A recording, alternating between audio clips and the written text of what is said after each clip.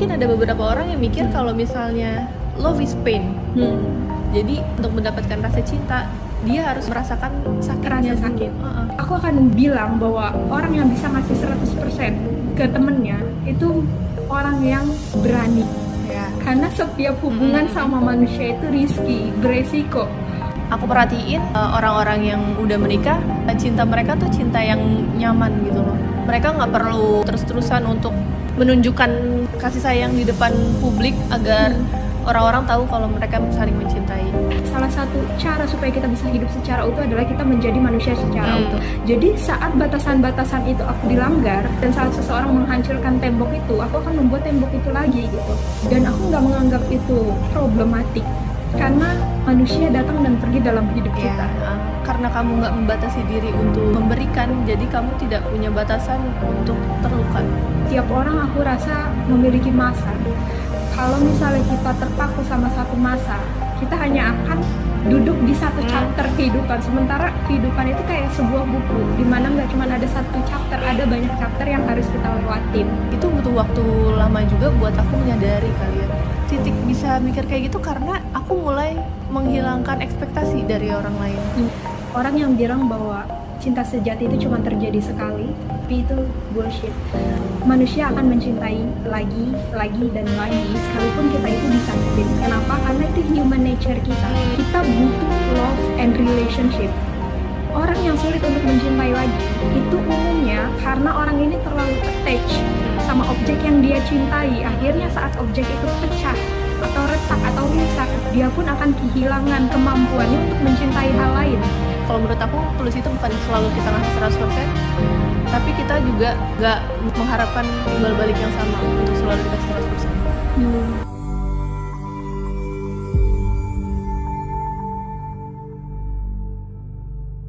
Kita sering dengar istilah unconditional love ya, dimana dalam konteks unconditional love atau cinta tanpa syarat, persenan atau kadar yang kita kasih dalam konteks unconditional love itu umumnya 100% sama orang yang entah itu teman kita, entah itu keluarga kita.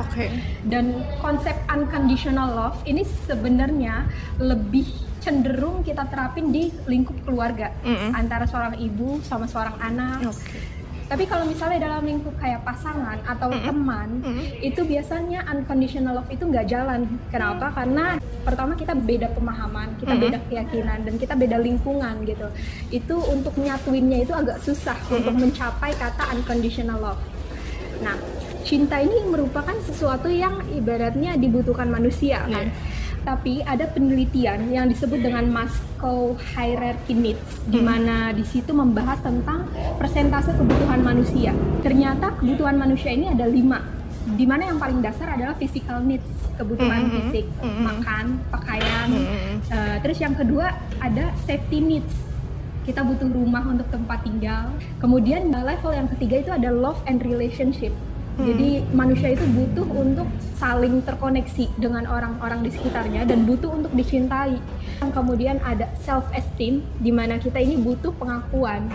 Dan yang terakhir ada self-actualization, kayak kita ini butuh sesuatu yang bikin kita dikenal gitu. Nah, dari 5 kebutuhan yang aku sebutin tadi, itu udah ada tingkatannya, dimana kalau kebutuhan dasar itu belum terpenuhi, kita nggak akan bisa masuk ke tingkat selanjutnya. Tapi di sini konteksnya adalah ada kasus di mana seseorang ini berusaha untuk mempressure 5 kebutuhan itu jadi 1 kebutuhan aja, yaitu cinta, love and relationship. Padahal kalau misalnya kita pikir-pikir lagi, kita butuh 5 hal itu untuk merasakan kedamaian dalam hidup kita, untuk merasa puas gitu. Nah, ini kasus yang mau kita omongin adalah karena kita merasa butuh dicintai ini dan semacamnya, akhirnya kita ngasih 100% ke orang yang lagi sama kita gitu. Entah itu pasangan kita atau keluarga kita atau teman kita. Kalau misalnya kita ngasih 100% ke orang, artinya 4 kebutuhan lain itu boleh jadi nggak terpenuhi secara utuh, karena fokus kita hanyalah love and relationship. Dan apa yang terjadi kalau misalnya fokus kita ke love and relationship, kan love and relationship itu hubungan antar manusia ya, dan antar manusia itu nggak bisa diprediksi kan. Akhirnya kalau misalnya si A nggak memberi kita kadar sesuai dengan yang kita harapkan, apa yang terjadi itu kita bakalan craving, kita bakalan ngerasa empty, kita bakal ngerasa kosong. Karena gue udah nyediain satu tangki penuh untuk lu penuhin loh kebutuhan ini, love and relationship. Tapi kenyataannya lu cuma ngasih 25% dari satu tangki itu. Sedangkan 75%-nya gue harus cari sendiri gitu. Nah, kalau misalnya kita udah ngerasa empty, udah ngerasa kosong, itu kita bakalan craving terus-terusan. Entah itu kita jadi cemas karena dia nggak ngasih kita timbal balik yang sama, terus kita jadi merasa sendirian, lonely. Terus juga, dan kalau misalnya kita udah sampai di tingkat craving yang benar-benar mendamba seseorang, itu bisa memunculkan sikap adiktif, sikap kecanduan sama orang ini. Output dari adiktif itu adalah depresi. Ibaratnya sama kayak kalau misalnya kamu kecanduan narkoba, atau kamu kecanduan seks, atau kamu kecanduan apapun yang dalam konteks adiktif itu nggak bagus buat manusia, karena itu akan memungkinkan kita udah jadi depresi, jadi stres, jadi ini, karena kita selalu menginginkan lebih dan lebih. Nah, kalau misalnya dalam konteks yang seperti ini kan terjadi ya sama kebanyakan orang. Gimana pendapat kamu tentang hal ini? Menurut aku sih kita tuh gak bisa selalu ngasih 100% ke orang lain ya. Karena kita punya kapasitas untuk diri kita sendiri. Terus juga kita punya kapasitas untuk memberikan kepada orang lain. Artinya adalah kita gak harus ngasih 100% terus-terusan kepada orang lain. Kita bisa ngasih dia 80, kasih dia 20. Bukan berarti kita gak bisa ngasih 100% ke dia, tapi kita harus memberikan hal yang dia butuhkan. Belum tentu kalau kita kasih 100%, dia membutuhkan itu 100%. Bisa jadi dia cuma butuh 20% dan 80% yang dia dapatkan dari kita, dia anggap sia-sia dong. Belum tentu sia-sia, tapi bisa jadi dia malah kayak kurang menghargai karena dia ngerasa terlalu banyak cinta yang diberikan istilahnya. Aku setuju sama kamu, kayak tapi kadang orang mikirnya karena stereotip hubungan cinta unconditional love, orang berpikir kalau kita benar-benar cinta sama seseorang, kita harus kasih segalanya sama orang ini. Kalau misalnya kita cuma ngasih sedikit waktu kita, entah orang ini atau pikiran kita sendiri menganggap bahwa kita nggak begitu mencintai orang ini gitu. Nah, kenapa stereotip itu selalu muncul sih dalam pola pikir kita? Kita udah kayak keikat sama stereotip. Kalau misalnya kalau kita punya hubungan, kita harus 100% into the relationship. Kenapa itu bisa stick banget sama kita? Pendapat kamu gimana? Mungkin karena menurut lingkungan kita tuh cinta itu harus tulus, dan mungkin dalam pikiran mereka tulus itu berarti memberikan semua yang kita punya. Jadi semua yang kita punya kita berikan kepada dia untuk ngasih tahu kalau gue tuh tulus sama lo, gue ngasih 100% buat lo. Lo harus terima gue seperti ini. Mungkin ketulusan seperti itu yang saat ini kita terus-terusan dapatkan kali ya. Menurut aku ya, kalau sikap-sikap yang kita merasa perlu untuk 100% sama seseorang, umumnya itu terjadi sama orang-orang yang kekurangan cinta. Dalam pemahamannya orang ini, kalau misalnya kita mau mendapatkan sesuatu, kita harus memberi sesuatu secara utuh. Bahkan diri kita sendiri, waktu kita, energi kita, pikiran kita, semuanya. Jadi karena kita begitu craving sama perhatian seseorang, akhirnya kita merelakan semua yang ada dalam diri kita untuk orang ini. Kita menginvestasikan semua, entah itu energi, waktu, dan semacamnya. Pertanyaannya adalah, apakah orang ini mau melakukan hal yang sama ke kita atau enggak gitu.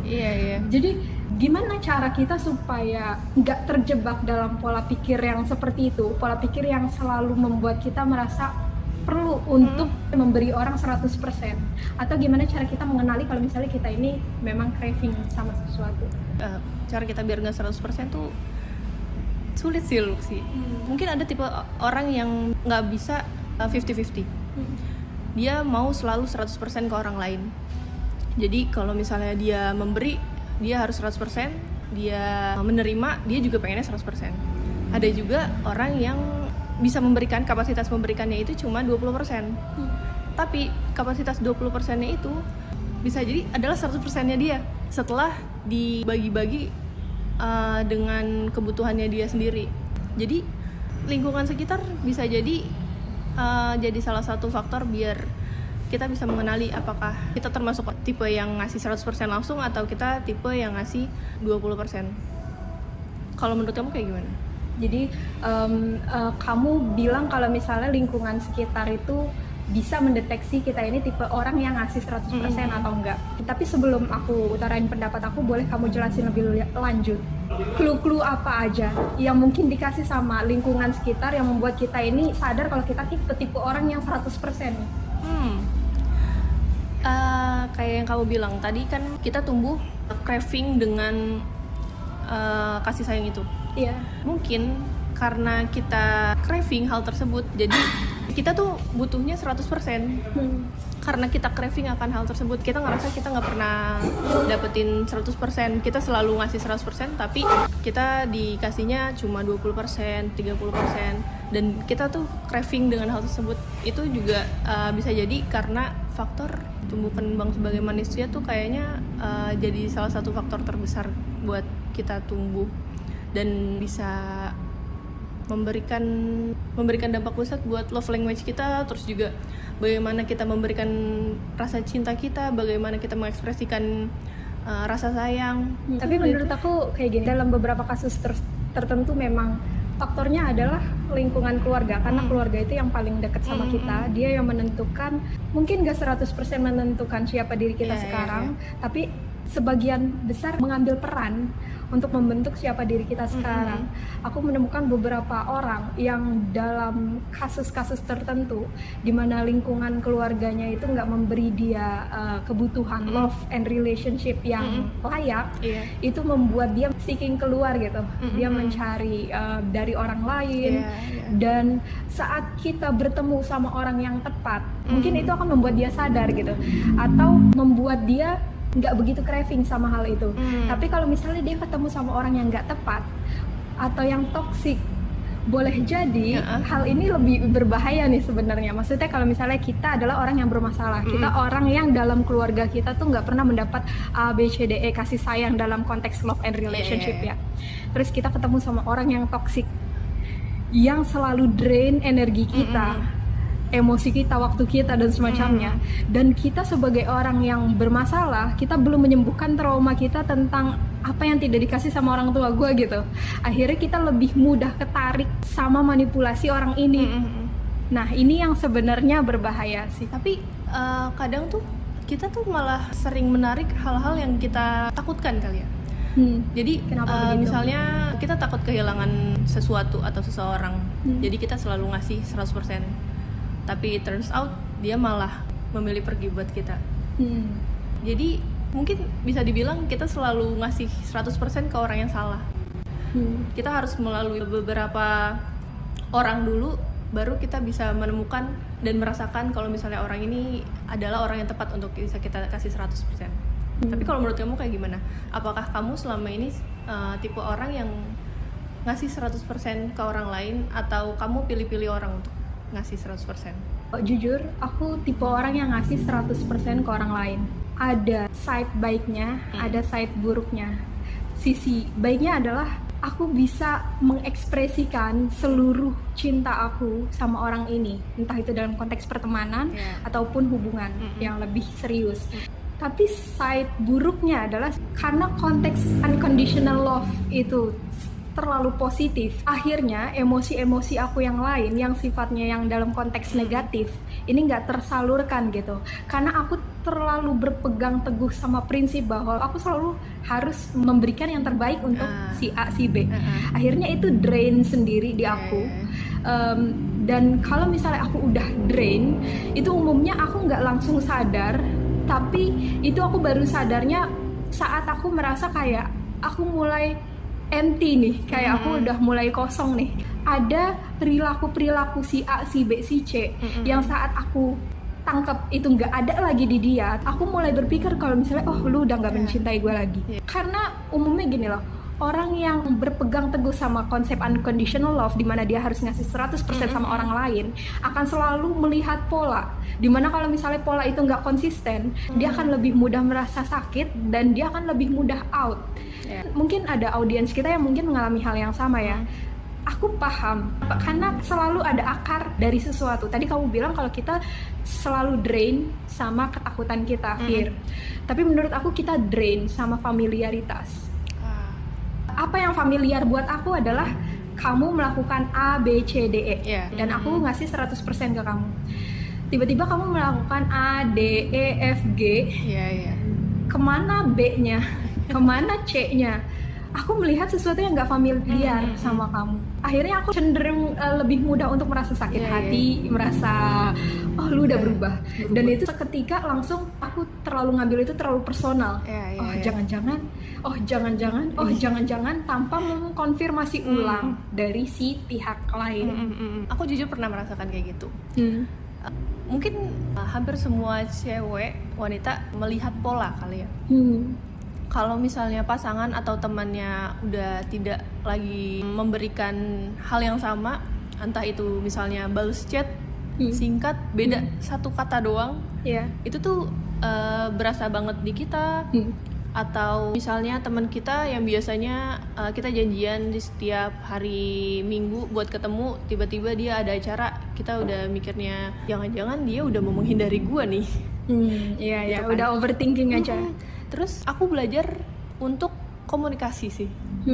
Dan itu ternyata semudah itu loh buat mendapatkan jawaban dan mendapatkan konfirmasi dari orangnya kalau misalnya dia masih sama kayak kita, cintanya masih sama, rasa sayangnya masih sama, dan ternyata kita aja yang ngerasa perubahan pola itu.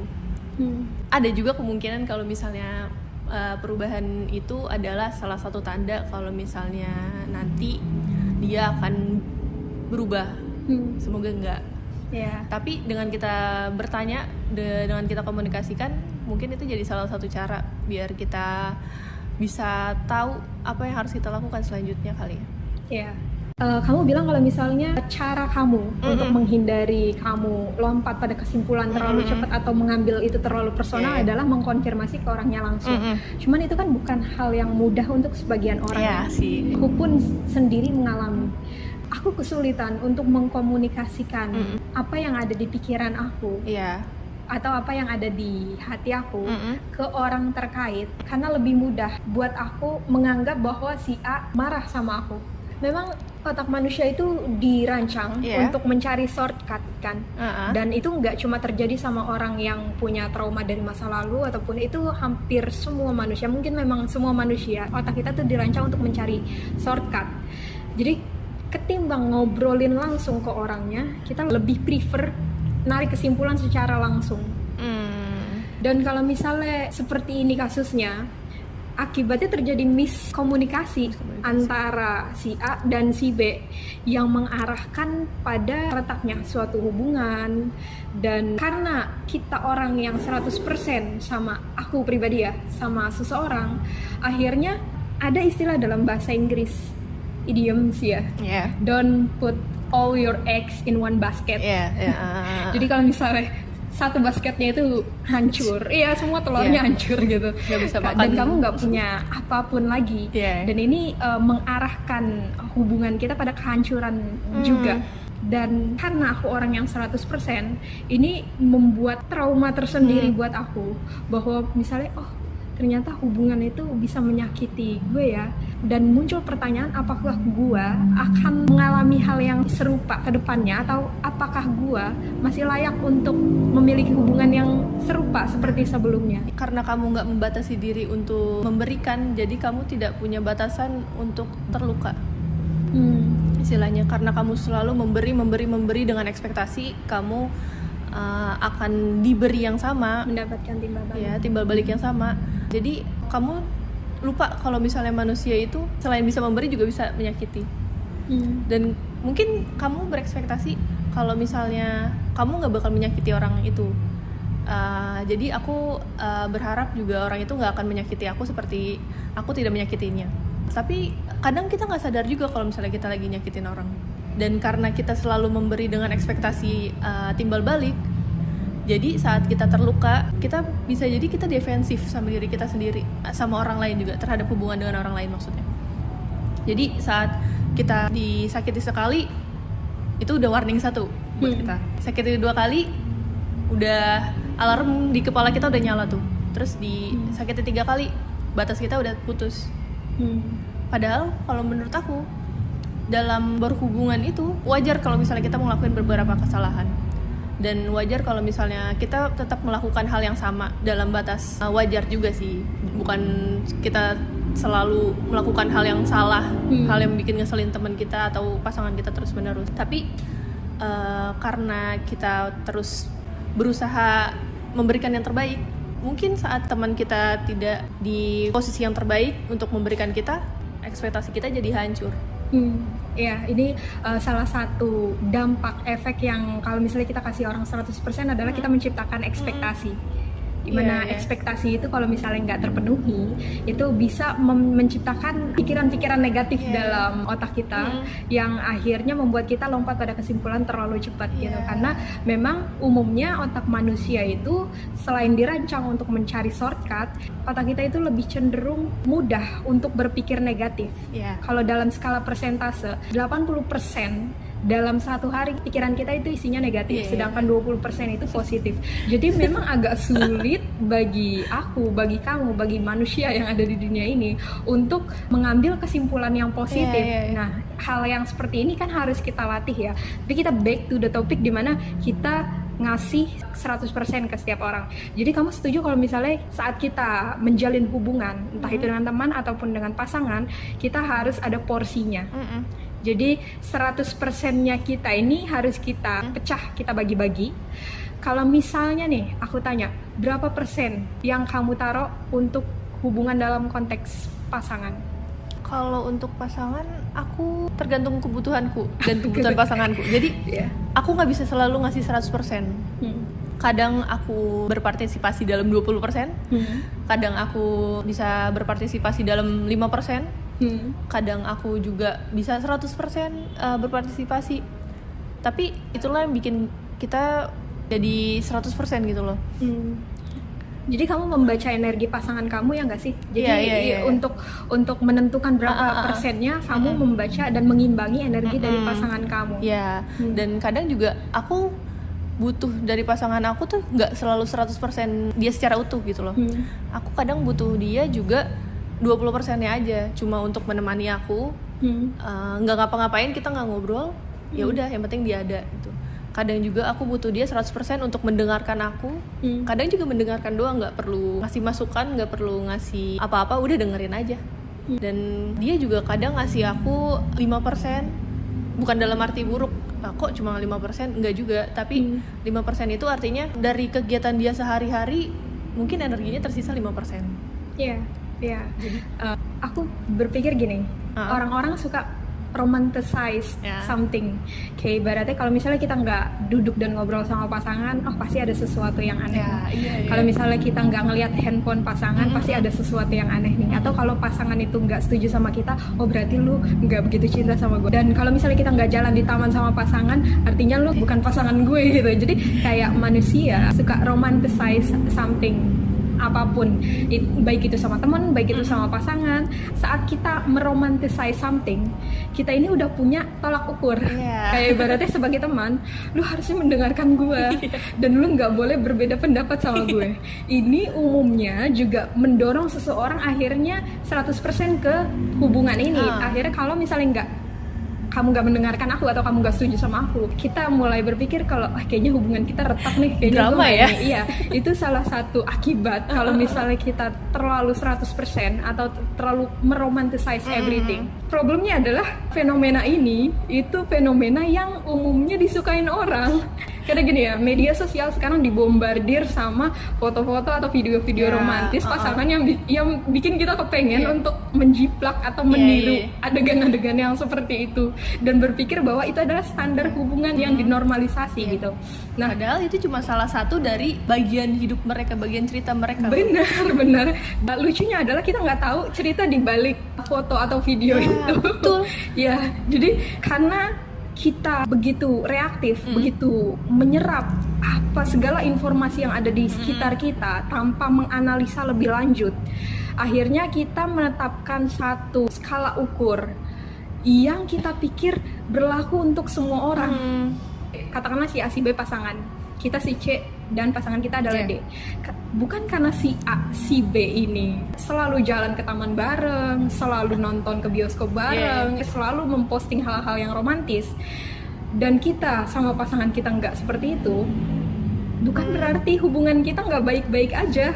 Tapi karena orang udah menyerap informasi-informasi itu dari sosmed dan akhirnya itu menjadi normal buat mereka, akhirnya pola pikir dan sikap mereka pun kebentuk seperti itu.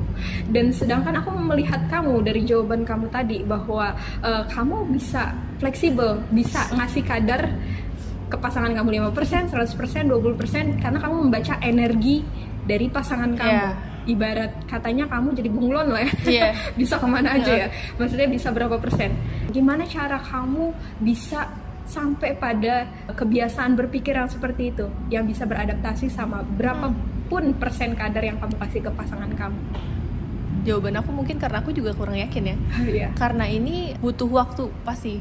Aku pernah jadi orang yang pokoknya dikit-dikit harus ngabarin, harus foto. Kalau misalnya kamu nggak sesuai sama yang aku bilang dari awal, kamu berarti udah nggak sayang aku, seperti yang kamu bilang sebelumnya. Pokoknya yang strict banget lah sama peraturan diri aku sendiri. Cuma setelah aku dewasa, kesannya kayak aku udah 40 tahun gitu. Setelah mungkin kita dewasa juga, selain dari fisik, kita juga mental kita juga mendewasa ya. Jadi aku perhatiin orang-orang yang udah menikah, cinta mereka tuh cinta yang nyaman gitu loh.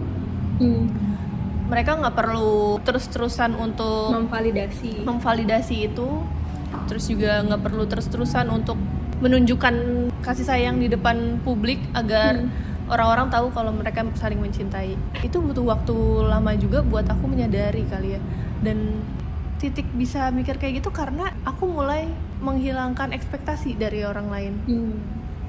Jadi kan kalau menurut aku tulus itu bukan selalu kita ngasih 100%, tapi kita juga gak mengharapkan timbal balik yang sama untuk selalu dikasih 100%. Jadi aku tidak menaruh ekspektasi kepada orang-orang yang aku sayang, orang-orang yang penting buat aku untuk selalu ada buat aku, untuk selalu ngasih aku 100%. Aku untuk mulai pelan-pelan menghilangkan itu. Jadi kalau misalnya kamu butuh dari aku sekian persen aja, misalnya kamu cuma butuh didengerin, aku akan berusaha untuk mendengerin kamu. Nah ini menarik nih. Jadi cara kamu untuk sampai dalam pola pikir yang seperti itu, bahwa kita tuh nggak harus 100% sama orang, kita bisa fleksibel loh berapa persennya, adalah kamu menghilangkan ekspektasi kamu. Dengan begitu kamu bisa membebaskan orang lain untuk berekspresi gitu ya. Iya. Ini salah satu pola pikir yang inspiratif sih yang menurut aku, yang nggak semua orang bisa melakukan itu.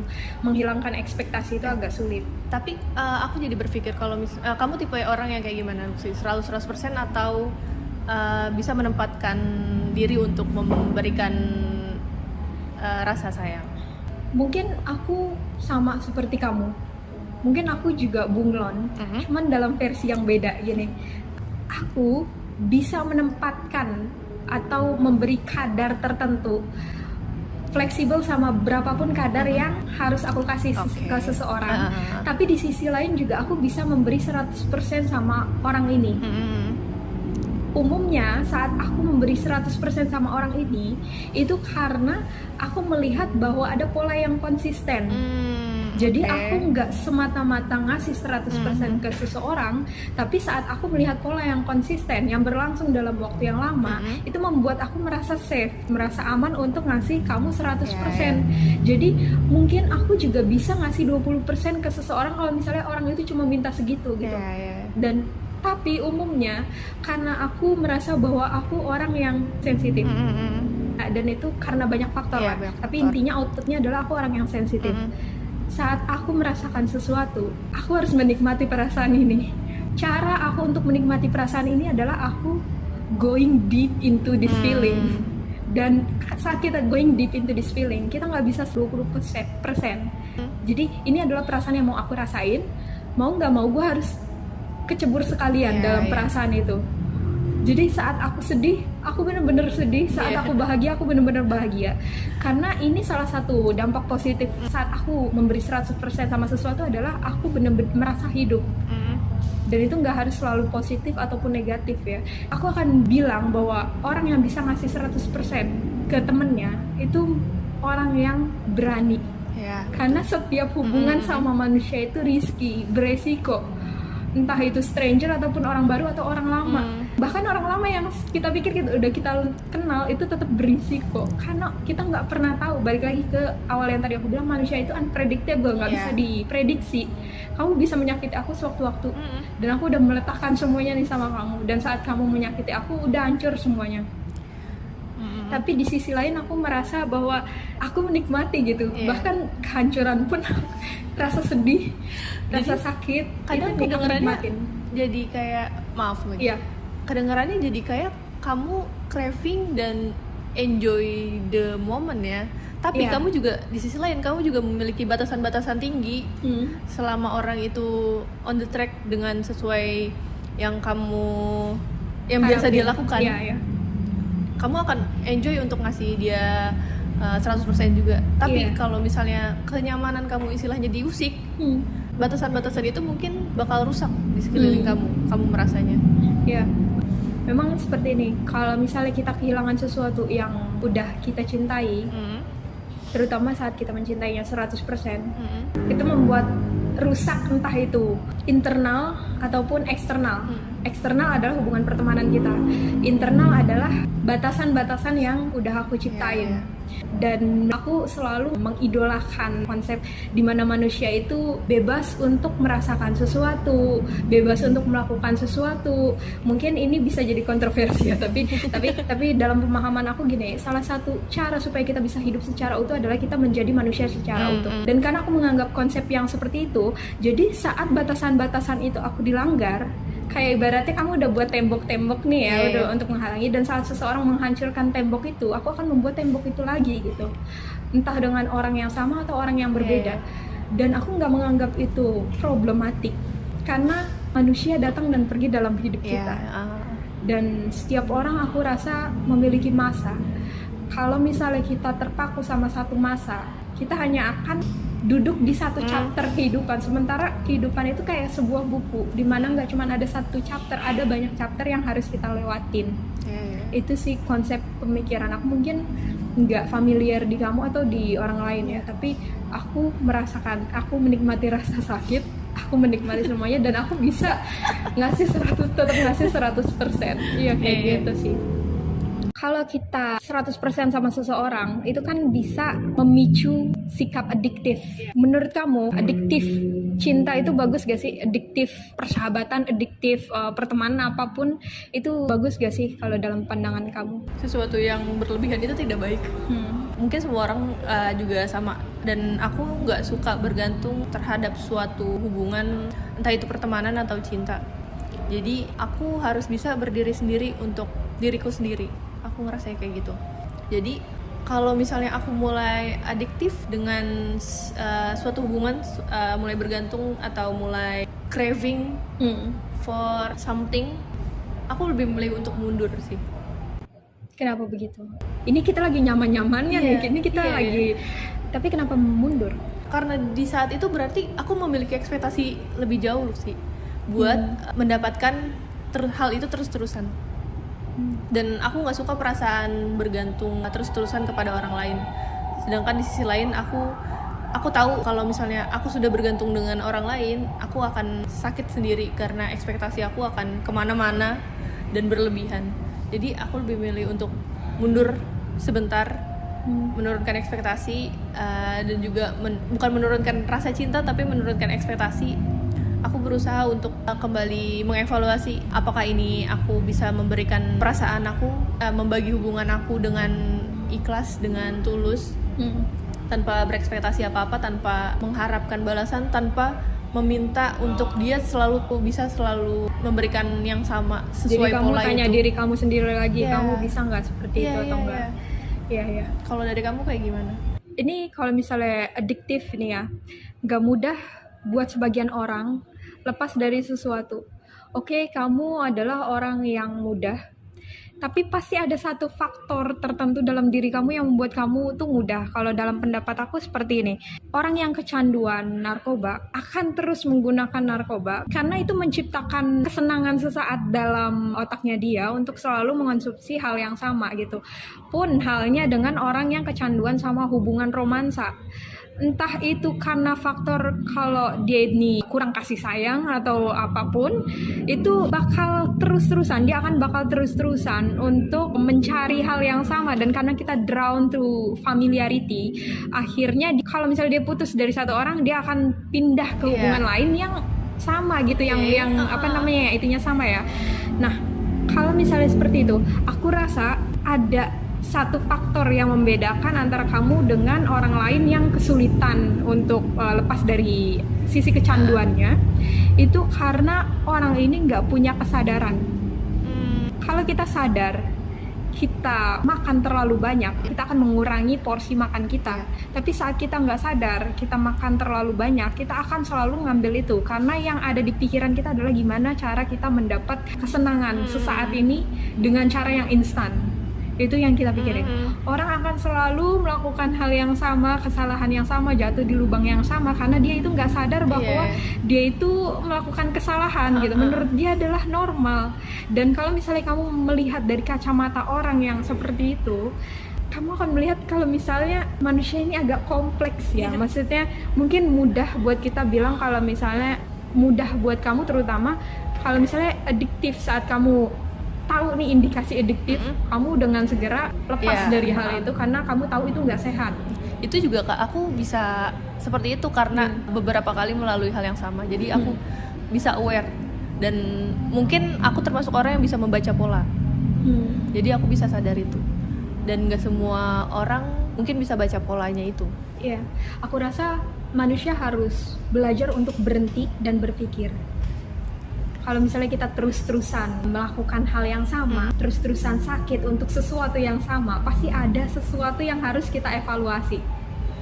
Jadi kita harus slow down and think. Kita harus melatih itu sih ya. Itu salah satu cara untuk meningkatkan awareness kita, untuk membuat kita nggak terlalu craving sama sesuatu, dan untuk mengevaluasi lagi apakah kedepannya kita mau sakit untuk sesuatu yang sama atau enggak. Tapi beberapa orang juga yang ibaratnya yang kekeh banget, yang susah banget merasa aware gitu ya. Kadang mereka itu harus merasakan sesuatu, rasa sakit yang benar-benar sakit, baru mereka sadar.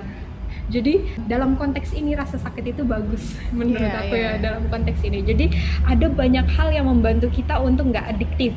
Selain karena awareness, kedua adalah pain.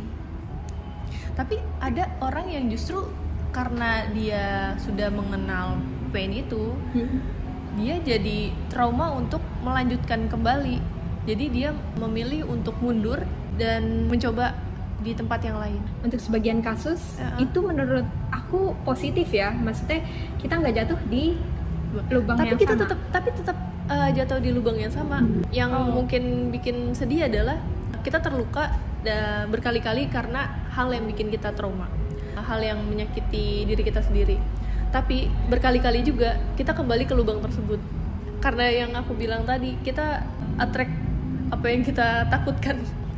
Selama kita nggak aware kalau misalnya itu adalah penyebab kita sakit hati, kita masih terjebak di tempat yang sama sih. Benar-benar aku setuju sama kamu. Terkadang menantang ketakutan itu bagus ya kalau dalam konsep outbound. Tapi kalau misalnya dalam konsep hubungan, apalagi hubungan-hubungan yang abusive, secara jelas dia abusive gitu, baik itu verbal maupun non verbal, tapi masih aja disamperin karena berpikir bahwa mungkin gue terlalu sensitif ya. Jadi sifat-sifat memaklumi ini nih yang harus kita minimalisir. Oke, nggak apa-apa kita maklum sama seseorang 1-2 kali, mungkin orang ini lagi ngalamin hari yang buruk atau mungkin dia nggak bermaksud apa yang dia omongin gitu kan. Tapi kalau misalnya itu kita lihat pola itu terjadi berkali-kali, kita harus mulai berhenti dan berpikir dan ngambil tindakan tegas. Mungkin ada beberapa orang yang mikir kalau misalnya love is pain. Jadi untuk mendapatkan rasa cinta, dia harus merasakan sakitnya sakit. Dan kenapa dia bisa berpikir seperti itu? Karena selama ini yang dia rasakan, yang dia terima adalah rasa sakit sebelum dia bisa mendapatkan rasa cinta. Nah ini dia ya, salah satu konsep trauma yang nggak kita sadarin karena kita terbiasa disakitin, itu akhirnya normal buat kita. Nah kalau misalnya udah seperti ini, bagusnya kita reach out orang terdekat kita untuk bertanya apakah kita melihat kondisi atau situasi dari lanskap yang jernih, yang dalam artian yang nggak terpengaruh bias dari masa lalu kita, atau kita melihat dari lanskap yang terpengaruh dari masa lalu kita, kayak ibaratnya kita punya pasangan nih, pasangannya ini udah jelas-jelas abusive, tapi karena kita melihat dari kacamata masa lalu kita beranggapan bahwa tindakannya ini bisa dinormalisasi karena kita melihat bahwa misalnya mungkin ayah kita melakukan hal yang sama ibu kita dan mereka tetap menikah dan fine-fine aja gitu. Jadi memang standar normal itu nggak bisa kita ukur dari pengalaman pribadi. Sebenarnya ada kategori normal juga, normal yang normal sama normal yang sehat, normal yang ya aku nggak mau bilang buruk lah ya, karena itu normal gitu. Normal yang normal sama normal yang sehat.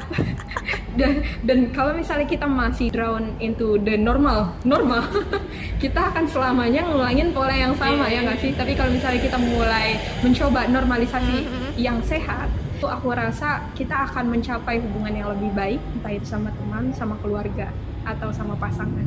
Aku punya pertanyaan. Misalnya kamu kehilangan seseorang yang kamu kasih 100%. Saat kamu menemukan orang lain yang nyaman dan polanya sama dengan kamu, sesuai dengan batas-batasan kamu, apakah kamu akan tetap memberikan dia 100%? Ataukah kamu lebih memilih untuk memberikan secukupnya? Karena ini case-nya kamu udah pernah disakiti dan saat kamu memberikan 100%. Aku pikir manusia akan mencintai lagi dan lagi. Orang yang bilang bahwa cinta sejati itu cuma terjadi sekali, atau gue gak akan mencintai orang lain sebanyak gue mencintai lo, atau ungkapan-ungkapan yang terlalu diromanticize, aku pikir itu terlalu omong kosong. Sorry harus ngomong gini, maaf, tapi itu bullshit. Manusia akan mencintai lagi dan lagi sekalipun kita itu disakitin. Kenapa? Karena itu human nature kita. Karena itu salah satu dari Maslow hierarchy yang tadi kita butuh love and relationship.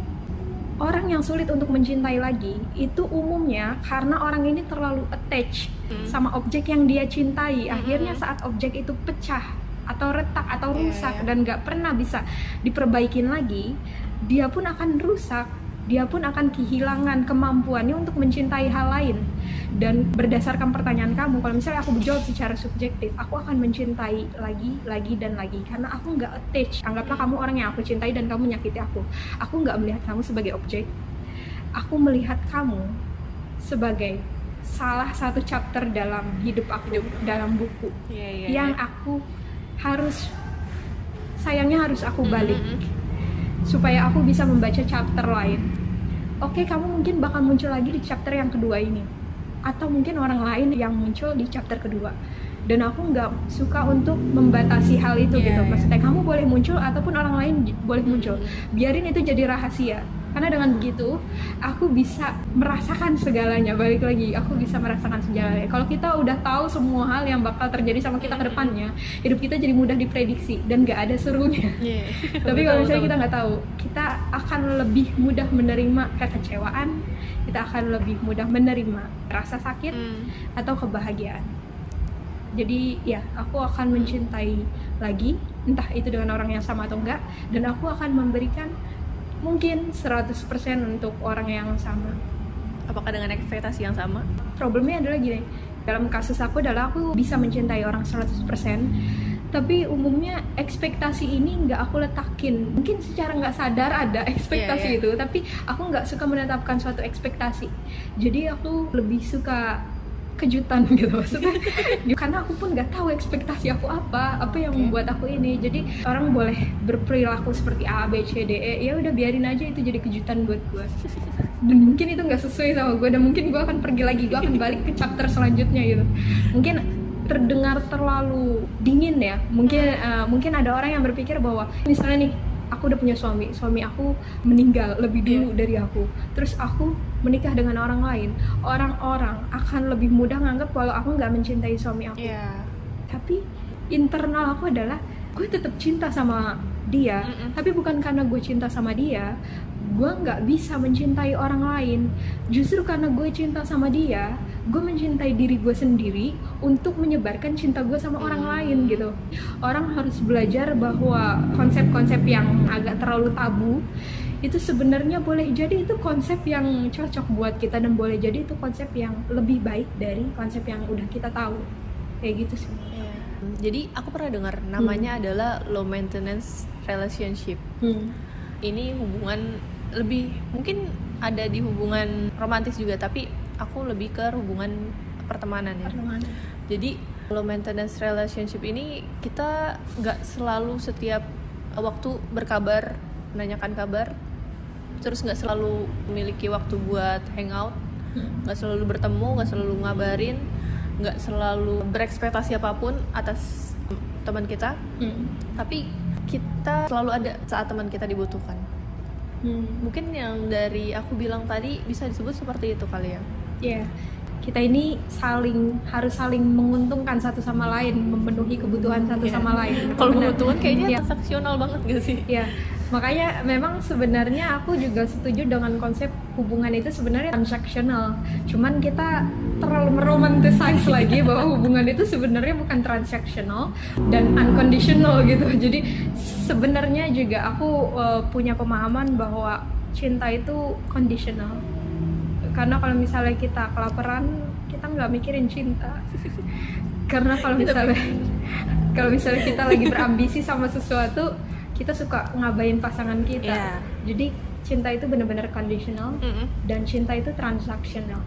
Karena menurut aku yang sehat itu justru yang transaksinya terpenuhi antara si A dan si B. Saling ya. Iya, jadi nggak satu debit, satu kredit. jadi balance. Jadi ngetekas. Iya, menarik banget obrolan kita tentang kadar cinta ya. Jadi kita sepakat kalau misalnya cinta itu memang perlu ada kadarnya ya. Dalam situasi tertentu memang perlu ada kadarnya. Oke, mungkin kamu bisa ngasih 100% ke seseorang, tapi dengan syarat lepasin semua ekspektasi kamu sama orang itu. Kita nyaranin seperti ini bukan karena supaya lu nggak punya harapan, ekspektasi itu sama orang lain, tapi untuk menghindari hal-hal yang berpotensi menghancurkan diri kamu sendiri. Kayak gitu. Memang kalau misalnya hubungan sama seseorang itu unpredictable, jadi kita harus dibilang hati-hati, ya kita harus hati-hati. Dibilang impulsif, ya kita juga harus impulsif. Karena kita butuh dua perasaan itu, perasaan hati-hati dan perasaan impulsif. Perasaan hati-hati membuat kita lebih jernih dalam melihat situasi tentang hubungan kita ini, sedangkan perasaan impulsif itu umumnya membuat kita lebih bersemangat, lebih terdorong gairah kita bersama orang yang saat ini berteman sama kita atau berpasangan sama kita. Iya, kayak gitu sih. Oke. Buat audiens kita yang punya problem yang sama atau kalian merasa kesulitan untuk membagi kadar cinta itu, boleh banget kalian taruh di kolom komentar. Dan kalau misalnya kalian suka sama pembahasan kita hari ini, boleh tolong bantu kita untuk mengembangkan channel ini dengan cara kalian subscribe, like, dan share ke teman-teman kalian yang sekiranya suka dengan topik-topik obrolan yang serupa gitu. Jadi itu aja dari saya, Lulux Adelina dan Manzila. Kita out dan see you in the next episode. Bye-bye. Bye.